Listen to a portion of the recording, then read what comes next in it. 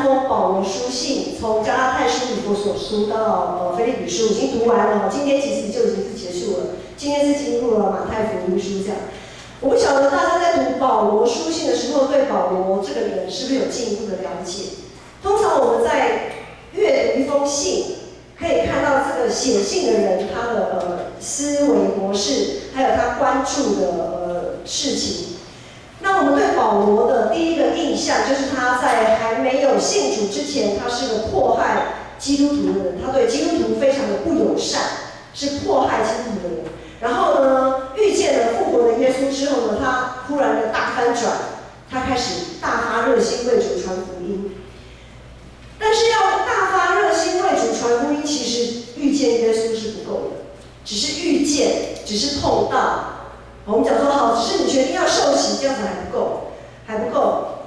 因为我们都知道人类的通病啊，或人的一些弱点就是虎头蛇尾，或者是3天打鱼2天晒网。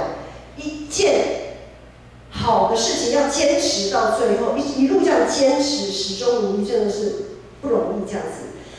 保罗从遇见复活的耶稣基督，然后为主大发热心，在整个过程其实他经历了非常非常多的难题，但是他在这些难题当中，他还是选择把耶稣基督放在首位，以至于我们在读腓立比书的时候，我们会看到保罗有讲一句话，我们非常的，我不晓得大家看到这句话心里的感受是什么。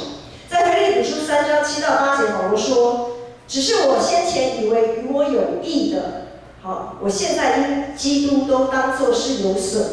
不但如此，我也将万事当作有损，因为我以认识我主耶稣基督为至宝。当我为他已经丢弃万事，看作粪土，为要得着基督。”大家有印象吗？好。然后4章11节，就是我们今天经文段落的前一节，保罗就说：“我无论在什么情况都可以知足，这是我已经学会的。”意思是保罗就像我牧师刚才讲的，他不是好像被雷打到还是被什么，就突然就什么都学会了，他都得到秘诀了，不是？他是在一个过程当中很努力去学习、去学会的。所以从保罗他的这个宣言里面，我们要去思考的是什么？我们常常会说，什么样子的人做什么样的事情，人是人事。可是，在保罗的宣言里面，他告诉我们，我们更多要去思考的一点是，怎么样的环境可以塑造我的信仰？怎么样的环境可以让我们这个人的在信仰上可以有所调整，以至于我们的信仰可以更加的坚定？我想，一般的基督徒其实都蛮喜欢保罗这段经文。保罗在无论是以弗所书还是腓立比书，都有很多的金句。如果你是从儿童主日学上来，从小要背金句，很多你很熟悉、耳熟能详的经文都在保罗书信里面。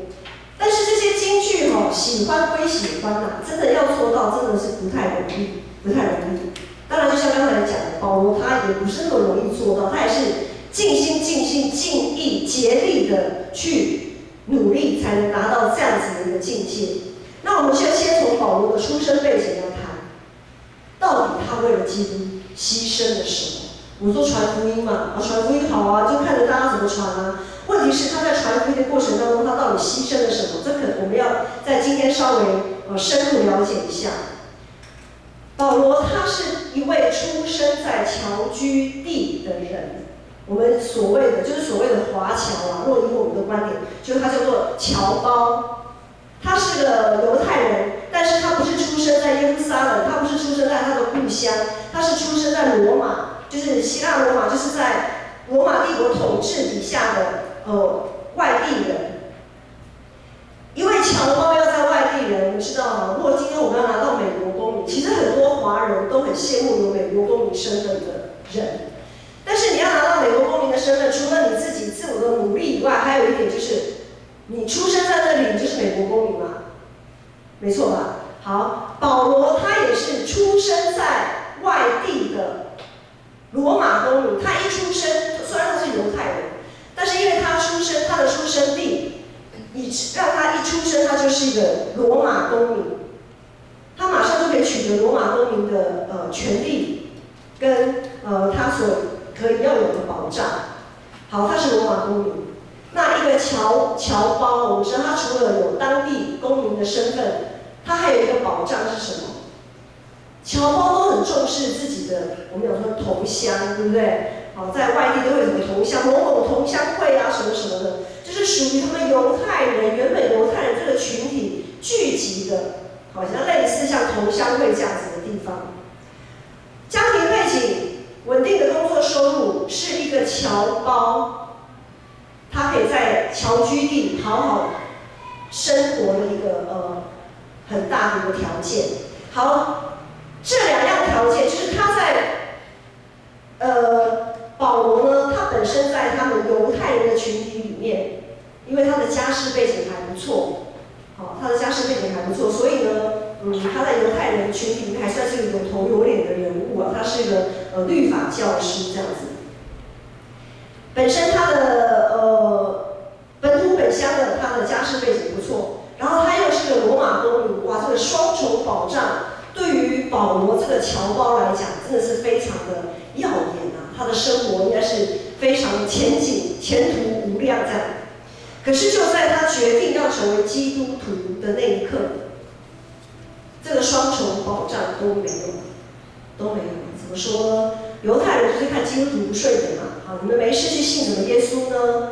好，那个被钉在十字架的耶稣有什么好信的呢？那根本就是邪教异端吧。很多犹太人他不接受基督耶稣，于是呢，保罗在犹太人的这个群体里面，在他的同乡会里面是被排挤的。他这个部分，包括他自己的继承权等等之类，他在家族上的地位就瓦解掉了。然后呢，他的罗马公民的身份呢，因为基督徒跟犹太教徒在那个时候常常发生一些冲突，导致社会上的动乱不安，这让罗马政府也很头痛。你这个公民是在干什么？天到晚找我们的麻烦。好，所以他这个罗马公民的身份呢，以他可以得到公民的权利跟保障，在这个时候也变得岌岌可危啊。当然，还是他基本的保障还是会有的，但是在整个传福音的过程当中，他这双重保障都是非常的，已经就好像一个城墙快要瓦解这样子。就在保罗他本身的支持系统一一瓦解的过程，照理说他很需要来自于他传福音的对象，也就是他所建立的教会对他在经济上的支援跟支持。但是呢，他却常常拒绝教会在这方面给他的支持跟馈赠。因为在当时候，在希腊罗马的那个世界，有很多演说家，他们常常会自称为自己是某某大师、某某名嘴、某某什么家、什么师的，骗吃骗喝，好像一场办了一场演讲，就好像我们在路边看到的一些收费，就是路边街头艺人这样子。有的街头艺人是正牌的，但是有些就是怎么样？是反正我想唱歌，我就在那边唱歌，然后前面放个顶帽子或一个筒子，好，有人就在那边开始丢钱进去啊。就是有很多谎冒这一些类似我们讲的街头艺人好了，开始骗吃骗喝。那么保罗他在传福音的时候，他在公众场合这样传福音，他为了不让他所传的福音被扭曲，他为了不让他所传的福音被人说成这个人就在那边骗吃骗喝的，拿这个什么说辞不过就是为了要自己的口袋满满而已嘛。就是怕有这样子的人扭曲福音，所以保罗他宁可不要别人对他的支持跟馈赠，他宁可自食其力，一边工作一边传福音。所以我们可以知道，其实保罗真的失去很多真的失去很多。但是能支持他一路走来始终如一的关键，就是他把耶稣基督当成他生命中的首位。不管他的家世背景如何，不管他有怎样的身份地位，不管他怎么样会被人误解扭曲，只要一切妨害他传福音的任何的因素，他都把它看成次要的、不重要，他都可以抛弃。他万事皆可抛，只为耶稣基督能够被传开。当然，在这样四面楚歌的环境当中，保罗也有无法工作的时候。比如说，在这样子跟人家敌对的过程，刚才有讲，如果一不小心，我们知道保罗他有被抓去被关，被囚禁，或者是在一些争执、吵闹或者是紧张的氛围当中，他可能需要先避避风头。在这样的时候，他没有办法工作，他当然就没有工作就没有收入。那腓立比教会呢，他所建立的教会就有关系到他的情况，就托人把保罗所需要的物资，拿去给他。当然不止腓立比教会了，还有其他的教会会这样做。在这样的时候，但是保罗他怎么在腓立比教会说呢？保罗说，在今天的经文，我们请季宏放到今天的经文4章12节，保罗说了什么？照理说，保罗收到这样子的物资馈赠支持，他应该是满心感谢的，没有错。我们在腓立比书里面看到保罗对他们腓立比教会的感谢，但是保罗又说：“我知道怎样处卑贱，也知道怎样处丰富，或饱足，或饥饿，或有余，或缺乏，任何事情、任何情况，我都得了秘诀。”保罗为什么会讲这句话呢？其实按照上下文我们看上下文的关系，我们会知道保罗说这句话，他所要表达的是，无论我是在被鄙视、被排斥，在饥饿、缺乏的时候，你们这些送来的物资对我来讲，其实并不是最重要的。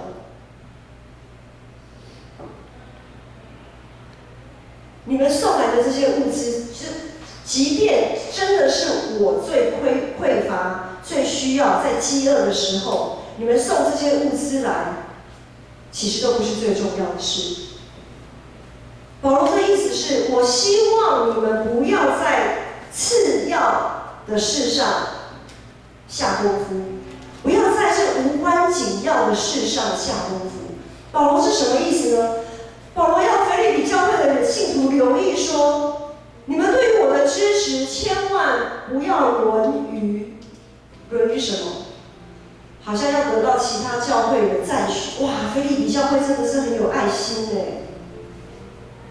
你们对于我的支持，也不是为了要得到我的赞许，说哇，你们腓立比教会真的很好，我没有白对你们，我没有白爱你们，好，我没有白白的爱你们，为你们付出，哇，你们在我缺乏的时候，哇，为我补足这么多，哇，真的是太棒了。保罗的意思在上下文说，物资并非不重要啊，面包并不是不重要，但是不应该是首要的，并不是首要的。如果要和物资这些相比，我更喜爱收到的礼物是什么呢？我们在第4章腓立比书看到后来，保罗说：“我更爱收到的礼物是你们要能结出圣灵的果子，那才是首要的。我们外在所需要的东西，那都是次要的，都是无关紧要的。很多时候我们在教会服侍久了，稍有不慎，我们热切服侍的心也会扭曲，也会变质。往往有的时候我们服侍之后，我会想要听见恭维的话，哇，你真的做得不错，哇，你真的好有热心，好爱主哦。很多时候我们那个服侍久了，那个互相较劲的心也会跑出来。哎，谁主持这个聚会的时候人数特别多啊？谁收了？哪一个牧师来？哪一个名嘴来？哪一个专家来在讲道的时候，哇，那一场礼拜的奉献就特别多。哦，谁在服侍的时候那能力很强，事情只要交给他办，什么都不用烦恼，也不用听到晚上有些人就是常常在后面，我们还要替他收拾善后这样子。很多时候我们服侍久了，在教会就会发现这样子的情况。那在生活上呢？今天有幸福教养课程，我们在生活上，我们对于我们的下一代，很多时候，我们为了要让他们赢在起跑点，我们为了想要听见亲朋好友的赞赏，然后让他们学习，强迫他们学习各种才艺，然后补习呀，填满这些孩子的生活，却常常忽略在祷告当中寻求上帝对这个孩子的心意跟计划。很多时候，牧师自己也是个母亲，对于孩子的心意跟计划，其实真的不是一下子就可以明白的。很多时候是在教养孩子的过程当中，每一天、每一天、每一月、每一日、每一年，渐渐去明白的。所以一开始就说保罗，他说他是学习得来的，他不是一触可及的。好，那对于在社会工作的人呢？在社会工作的人没有错，你们在找工作的时候，或者是你们委身在一个工作的时候，有专业的考量，有升迁的考量，甚至有收入等等的考量。在这么多考量当中，耶稣在这里面所占的分量又是多少？直到退休，经历了一辈子人生的征战，是不是已经可以学会我在各种情况都可以知足？如果我们一直在自己次要的需求上不断的努力的时候，我们自我的欲望就会不断的膨胀。我们身体如果有哪边发炎，就会肿胀。好，如果筋骨肌肉或者我们说扁桃腺发炎，它就会肿胀啊。喉咙或红肿就是发炎的现象。自我膨胀也是在基督肢体里一个发炎的现象。我们都是肢体，我们都是基督的身体。当我们自我膨胀的时候，就是教会一个发炎的现象，这对教会的发展呢，其实是一个警讯。今天的经文第13节说：“我靠着那加给我力量的，凡事都能做。”在一连串人生的历练当中，保罗说他已经得到那可以适应各种环境的秘诀。即使在饥饿、缺乏，甚至在被生命遭受迫害、被鄙视的时候、被忽略的时候，他依然能够继续他的使命跟呼召。他在写腓立比书的时候，他是在一个被囚禁的一个状态，一个在被囚禁、被藐视、被唾弃的一个状态，他依然可以写出这样子一封书信。他依然能够参与在上帝的计划里。他之所以如此，不是靠着自己的力量，而是靠着那加给他那圣灵的大能。他将万事当作粪土，将耶稣基督视为生命的至宝，把耶稣基督放在生命的首位。他总是竭尽心力的让自己的选择是正确的，他都有守住自己在信仰上最后一道防线。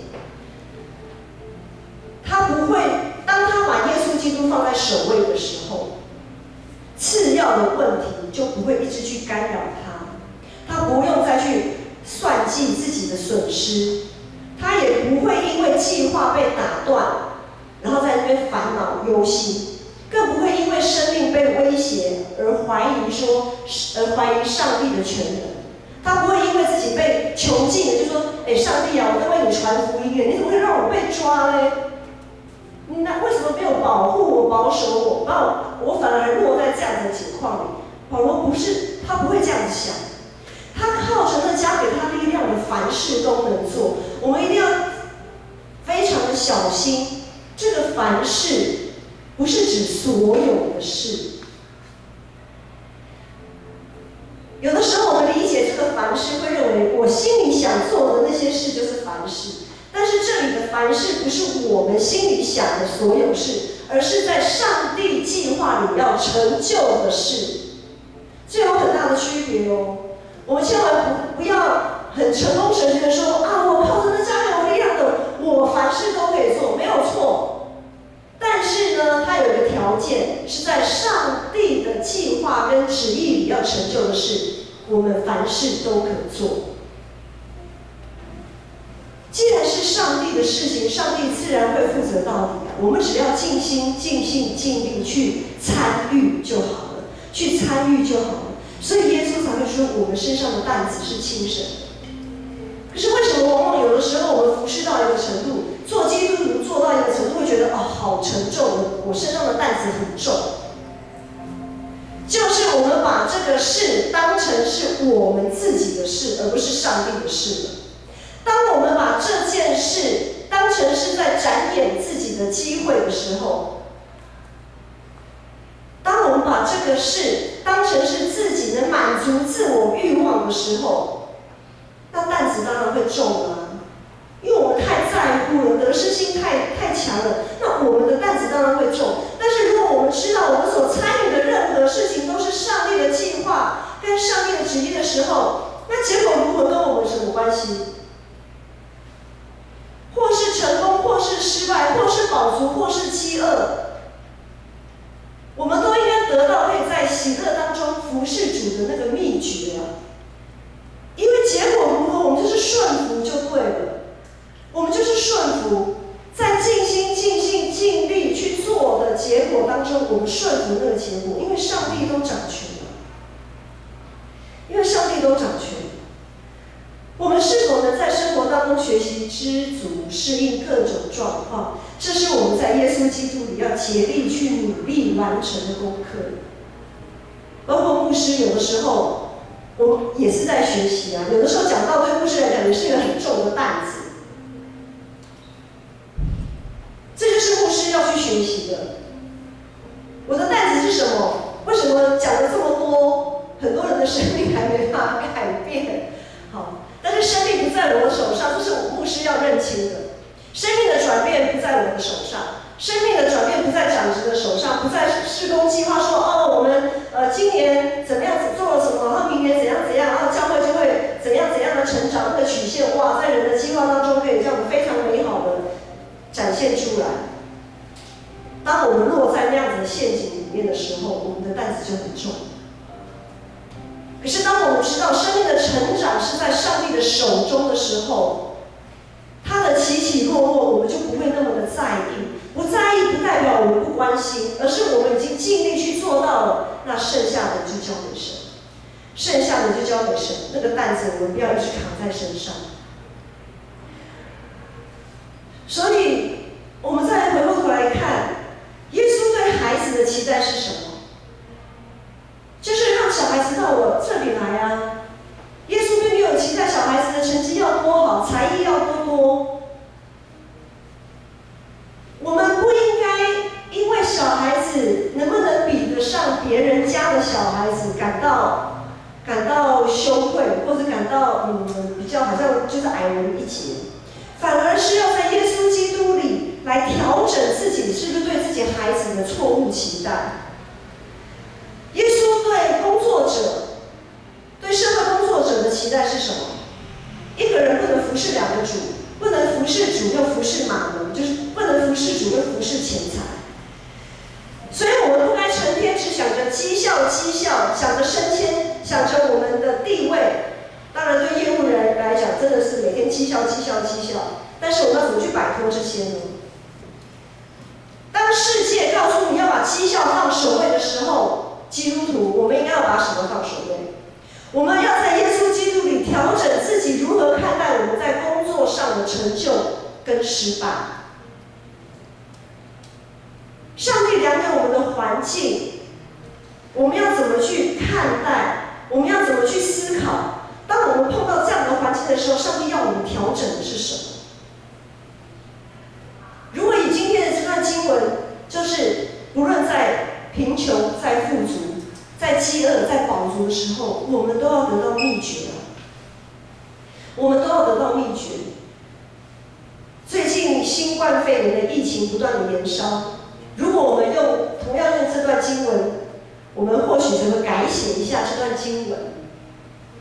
我知道怎么样，不论有口罩没口罩，不论有酒精没酒精，任何事情、任何情况，我都得了秘诀。但是牧师要再强调一遍，我不要误解牧师的意思，也不要误解保罗的意思。他不是说有口罩没口罩那可以啊，我口罩不要没关系啊，有酒精没酒精我什么防护，我什么措施都不去做，我就靠主大大得胜了。不是的，对不对？从刚才听脉络下来就知知道不是这样的意思。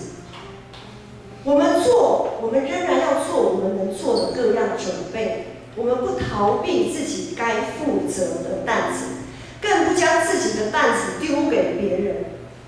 目前我们依然能够正常的参与聚会，我们依然能够进行某些事工，不是在比较谁的信心大，谁的信心小。我们不能用这个来试探上帝，总要按着上帝所量给个人的信心与平安，还是一样要尽自己的本分。现阶段我们信徒的本分是什么？其实有些是信徒的本分，有些也是我们身为一个台湾公民的一个本分啊，就是要落实健康的自主管理嘛。该自我居家隔离的就要居家隔离，不要爬照这样子。该去看医生的呢，就去诊所去看医生。重要的还是要常常进行祷告，为自己、为教会、为这个世界而祷告，不要忽视圣灵的感动，绝对不要勉强自己或者是他人去做些什么，好像是在做给人看的一样。不要说我现在戴口罩，是不是代表我没有信心啊？别人会怎么看我？别人会怎么看我？或者是我要求说，你怎么这样还要戴口罩？不用了啦，这么没信心。我们不是做这些事情，不是在做给人家看的。我们在做一些决定的时候，绝对不是在做给人看的，是完全按着上帝怎么给我们的信心，不偏不倚的来看。在担心疫情一发不可收拾的现在，其实最近小会在长执会里面也有一些讨论，我们在长执会的群组里有一些对于爱餐的讨论，还有对于一些聚会的讨论。那就在这几天，小会一致通过我们的爱餐，因为疫情的关系，我们从下个礼拜开始暂停。我们3月份先暂停1个月，因为很多教会因为疫情的发展，特别是像韩国，我们知道韩国在这几天它的疫情非常确诊人数一下子暴增，到1-2千人。所以韩国最大的那间教会汝矣岛纯福音教会，我不晓得大家有没有听过？这一间有70-80万人聚会的教会，已经决定在这个礼拜跟下个礼拜连续2个礼拜停止一切的聚会，包括主日礼拜。还有天主教在韩国的天主教也先暂停一切公开的弥撒。那在台湾呢，我们也有很多，特别是台北市，因为台北市人口密度比较高，台北市里面有一些教会也开始停止了周间的聚会。当然，爱餐其实很多教会有爱餐的教会也都停止了。经过很多事情的考量，小会就一致通过。虽然爱餐这个事情，我们看作是好的事工，因为大家可以聚在一起吃饭、聊天、陪伴、互相鼓励，但是呢，它却不是我们首要的事。首要的事是敬拜上帝，在教会里首要的事情是敬拜，爱餐是次要的事，也就是特别在这个敏感的时间点里面，它不是非得不可举行的事情。于是我们把爱餐先暂停1个月，也是暂停，也是为了社会观感。